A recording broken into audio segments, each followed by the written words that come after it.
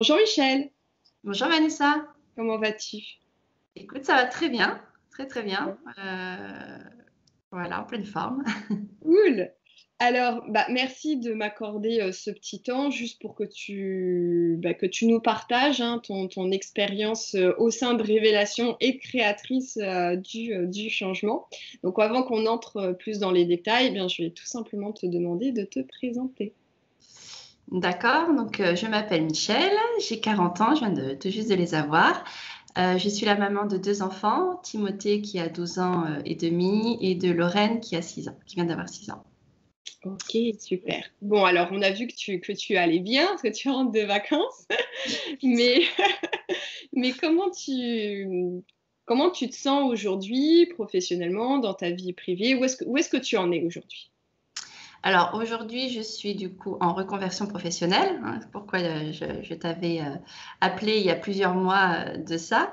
Je pense qu'on en parlera après par rapport voilà, à nos différents échanges. Mais donc aujourd'hui, je commence tout juste ma formation de design d'intérieur à distance pour le moment, pour une mise à niveau, pour débuter mi-avril pour une formation en présentiel, voilà, dans une école spécialisée sur Paris. Ok, Donc, il y a de super. passer le pas vraiment de la reconversion. Ouais. Et alors, donc justement, avant d'entamer ce cap, où est-ce que tu en étais? Avant d'intégrer en fait Révélation, dans quelle situation tu te trouvais? Oui, oui. Alors en fait, j'étais coordinatrice publicité et médias dans un gros groupe français.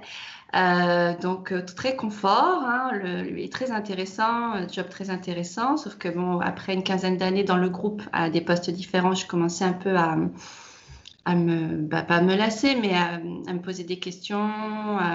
Et j'avais besoin de sens parce que dans les grands groupes où voilà, on fait beaucoup de choses, sauf que concrètement derrière, pour moi, ça n'avait pas de sens, voilà, d'utilité directe humainement parlant. J'avais donc mûri aussi, enfin j'ai eu le temps de mûrir parce que j'avais une idée depuis une dizaine d'années de travailler dans le design d'espace, mais le domaine de l'enfance me touche vraiment beaucoup. Voilà, je me suis dit comment faire pour allier les deux. J'ai découvert la décothérapie, le feng shui et m'est venue l'idée de me lancer en tant que décoratrice thérapeutique, mais à destination des enfants et particulièrement des enfants malades, une cause qui me touche beaucoup. Donc, j'ai mûri cette idée, sauf que je n'avais pas la force, je pense, le cran de franchir le cap. J'ai commencé une formation à distance, sauf qu'à distance, c'est compliqué. Quand on travaille, on a à temps plein, qu'on a des enfants. Donc j'ai réfléchi de mois en mois comme ça. Et j'ai regardé, pourquoi pas, voilà, pour un coaching. Mais vraiment, voilà, j'ai regardé comme ça sur Internet, coaching, reconversion professionnelle, voir un petit peu ce qui pouvait être fait. Entre deux, je m'étais renseignée aussi dans mon groupe. Et c'est là que j'ai vu du coup ta communication. Je connaissais quelqu'un d'autre qui faisait ce genre de coaching, mais ça me parlait moins. Et par tes mots, quand tu parlais de prison dorée, de franchir le pas, etc., je me suis dit, pourquoi pas? Donc c'est là qu'en fait, je me suis dit, je vais déclencher une session découverte avec toi pour voir un petit peu pour le feeling, savoir ce que tu proposais, les tarifs, etc. Et donc, j'ai franchi le pas à ce moment-là, vraiment l'été dernier, où j'ai, en parallèle de mon job, commencé ce coaching avec toi. Ouais. Oui, effectivement, on a fait pour partie Révélation et pour partie créatrice du Oui, changement, parce qu'il y avait quand même ce doute-là par rapport à ton projet. Ce projet, il était là, mais tu savais pas trop si ça allait vraiment te non, correspondre, si vraiment c'était la bonne voie pour toi. Mm. ouais. C'est ça, j'avais vraiment un gros doute sur le fait que oui, je veux faire ça, mais je veux pas être décoratrice. C'est vrai qu'aujourd'hui, je sais pas, il y a beaucoup de femmes ou d'hommes, mais c'est vrai que beaucoup de femmes quand même majoritairement veulent être décoratrices d'intérieur. C'est fun, c'est sympa, on voit les émissions d'M6, etc. Mais c'est pas ça en fait. Moi, je voulais vraiment que ce soit concret, qu'il y ait un intérêt derrière. Et moi, en fait, je voulais vraiment toucher la cause des enfants malades. Et c'était important pour moi de confirmer ce choix, de tester la viabilité de mon projet. Mm. Et j'étais dans le gros doute total à ce moment-là. Et le programme Révélation, que je trouve vraiment très bien par rapport à d'autres programmes de coaching, c'est que tu fais un gros travail sur toi. Et jamais j'aurais pensé ça. En fait, pour moi, je connaissais pas, j'avais jamais fait de coaching dans ce cadre-là. et de voir qu'en fait, tu fais tout d'abord un travail sur toi par le programme Révélation, parce que si tu cherches ta voix ou si tu cherches à la confirmer, et ensuite créatrice du changement pour avancer sur ton projet et en ressortir, moi c'était important avec mon business model, c'était super complet. Donc c'est clair que moi ça a été une révélation, une confirmation en tout cas dans mon choix. Aujourd'hui j'en parle, voilà, je suis sûre à 100%. J'ai été sûre à 50% et je me posais 3 milliards de questions parce que je suis très dans le mental, je suis pas sûre de moi, je manque de confiance en moi. Et le travail qu'on a fait ensemble fait qu'aujourd'hui, je suis plus sûre en fait. J'ai confiance en moi, j'avance, je fais étape par étape. On a beaucoup travaillé sur différentes croyances, différentes peurs, le syndrome de l'imposteur, le rapport à l'argent, parce que quitter son job, c'est quand même pas rien. J'ai profité d'un dispositif qu'offrait aussi mon groupe en parallèle, mais j'ai pas démissionné évidemment dans un contexte comme celui-ci en plus en ce moment, mais ça a été un tout. Et aujourd'hui, j'ai mon business model, j'ai tout mon travail sur les différents modules qu'on a fait ensemble. Et maintenant, j'en suis à l'étape où voilà, j'ai quitté mon job il y a 1 mois. Je commence ma formation là, de mise à niveau, en tout cas maintenant, et présentiel le mois prochain, et en parallèle travailler sur mon nom, identité de marque, mon identité visuelle, etc. Ouais. Voilà, un gros pas en avant là. Complètement. Et alors, quels sont les 3 plus gros bénéfices que tu tires justement de cette expérience, de ce voyage initiatique que je t'ai proposé? Bénéfices, alors déjà, les rencontres humaines. Ça a été super fort en fait. Pour moi, le coaching au début, c'était individuel, être en session de groupe, c'est intéressant, surtout que j'aime bien communiquer, j'étais dans la communication, mais de rencontrer d'autres femmes qui sont dans la même situation que toi, mais avec des profils complètement différents, des caractères complètement différents. C'est riche d'enseignement. Et aujourd'hui, je suis encore en contact avec quelques-unes d'entre elles et on se fait un petit point tous les mois, on s'appelle, on se tient au courant de nos projets. Voilà, il y en a qui sont encore voilà, dans la construction, d'autres qui se lancent, d'autres qui sont entre les deux, qui changent de voie, etc. Mais, donc, rencontre humaine, je dirais. Le bénéfice, c'est de savoir où je vais, c'est cadré, voilà, c'est structuré. Parce que moi, je m'éparpille énormément. Et donc, je ressors aujourd'hui avec quelque chose de structuré dans mon business model, mais aussi dans tout ce qu'on a pu travailler, hein, son ikigai, enfin voilà, tout ce qui est travail sur soi, se connaître. Donc, riche rencontre humaine, tout le côté cadre structurel. Et j'en ressors aussi avec une confiance en moi, l'assertivité et la confiance, voilà, l'affirmation, que j'avais absolument pas avant. Ah bon. Tu sais. Michel.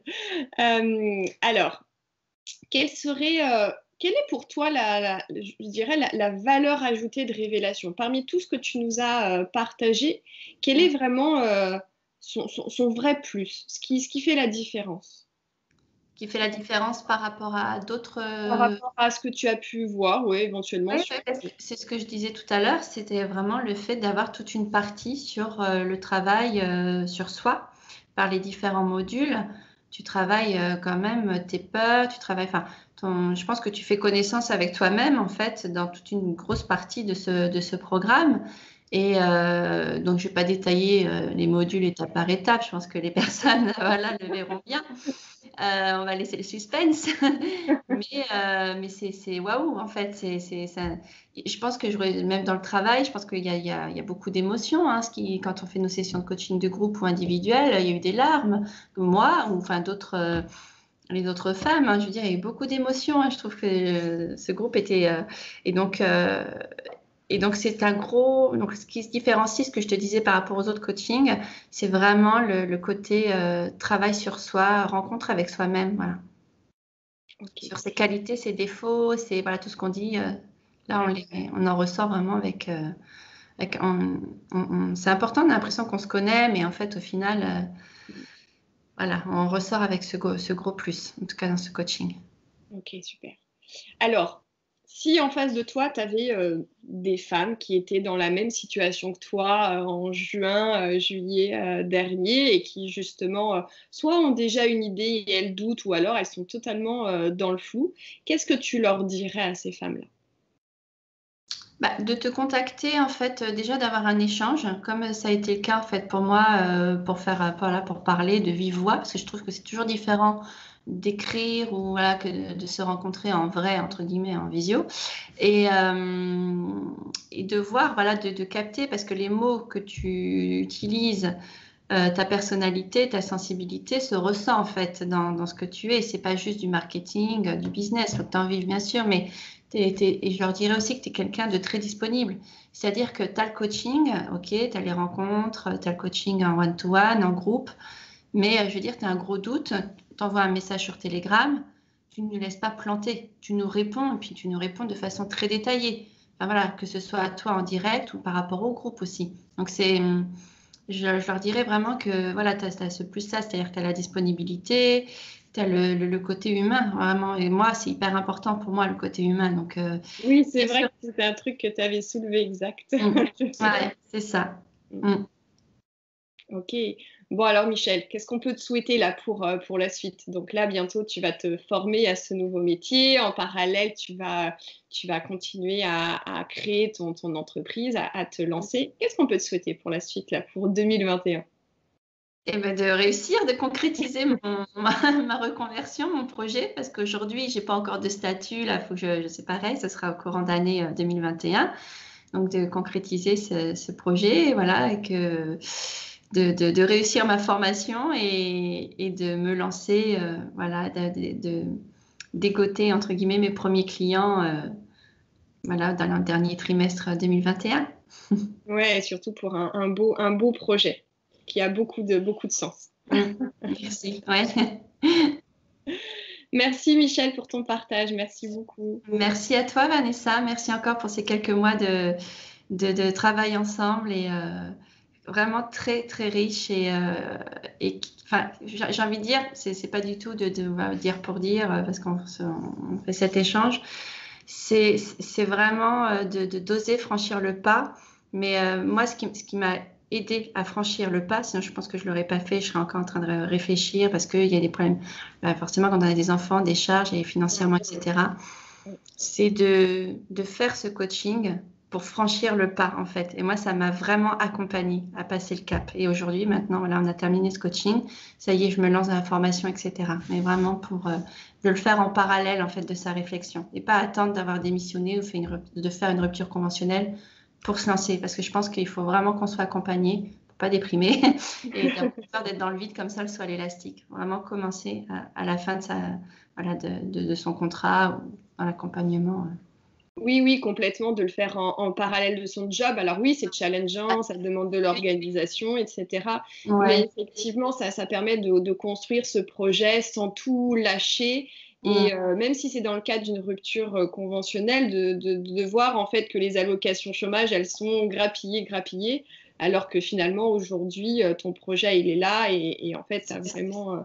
Et le temps, ça reste toujours un stress. Mais moi, je vois, nous, on le faisait pendant l'heure du déjeuner, hein. J'étais au travail, mais je m'étais dans une salle pendant l'heure du déj. Et voilà, c'est une heure, c'est tout à fait faisable.